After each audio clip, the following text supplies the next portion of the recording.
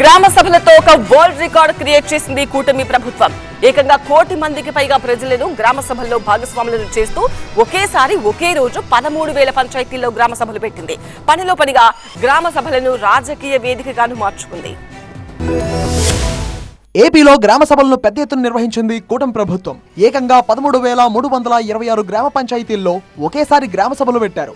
కోనసీమ జిల్లా కొత్తపేట మండలం వానపల్లిలో సీఎం చంద్రబాబు, అన్నమయ్య జిల్లా రైల్వే కోడూరు మండలం మైసూరావారిపల్లిలో డిప్యూటీ సీఎం పవన్ కళ్యాణ్ గ్రామ సభలు ప్రారంభించారు. జగన్ పాలనను విమర్శించడానికి గ్రామ సభలను వేదికగా మార్చుకుంది కూటమి ప్రభుత్వం. నిన్న మొన్న అంటున్నాడు మీరు హోదా ఇవ్వలేదు కానీ ఆయనకు హోదా కావాలంట, ప్రతిపక్ష హోదా.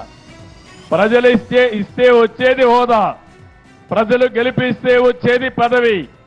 అట్లా కాకుండా దబాయిస్తేనో నేరాలు చేస్తేనో బెదిరిస్తేనో వచ్చేది కాదు. అవునా కాదా అని మిమ్మల్ని అడుగుతున్నా.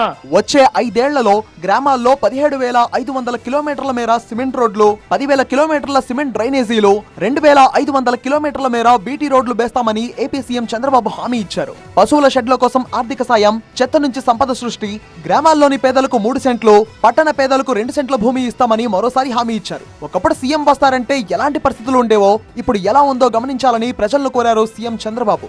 నిజానికి 70% సర్పంచులు వైసీపీకి చెందిన వారే. టీడీపీ, జనసేన, బీజేపీ సర్పంచులు 30% ఉంటారని అంచనా. అయినా సరే గ్రామాలను అభివృద్ధి చేయాలి అనే లక్ష్యంతో రాజకీయాలను పక్కన పెట్టేశారు పవన్ కళ్యాణ్. అవసరమైతే గూండా యాక్ట్ తీసుకొస్తామంటూ సంచలన స్టేట్మెంట్స్ ఇచ్చారు డిప్యూటీ సీఎం పవన్ కళ్యాణ్. ఇకపై ప్రభుత్వ భూములను కబ్జా చేస్తే ఊరుకునేదే లేదని హెచ్చరించారు. అసలు ప్రభుత్వానికి ఆస్తులు ఉండాలి కదా. ఏ పంచాయతీకైనా మీకు ఎందుకు గ్రామ సభ పెట్టానంటే మీ గ్రామానికి ప్రభుత్వానికి సంబంధించిన నేల ఉండాలి భవిష్యత్ అవసరాలకి. నేను ఈ రోజున మీకు మాటిస్తున్న ప్రతి పంచాయతీకి దాని సొంత భూమి ఉండాలి. అన్యాక్రాంతం కాకుండా మీకు బల్లగుద్ది మరీ చెప్తానో మేము కాపాడతాం. అవసరమైతే ప్రభుత్వ భూముల్ని కబ్జా చేసే వాళ్ళకి ప్రత్యేకంగా కొత్త గుండా యాక్ట్ కూడా ఓపెన్ చేస్తాం.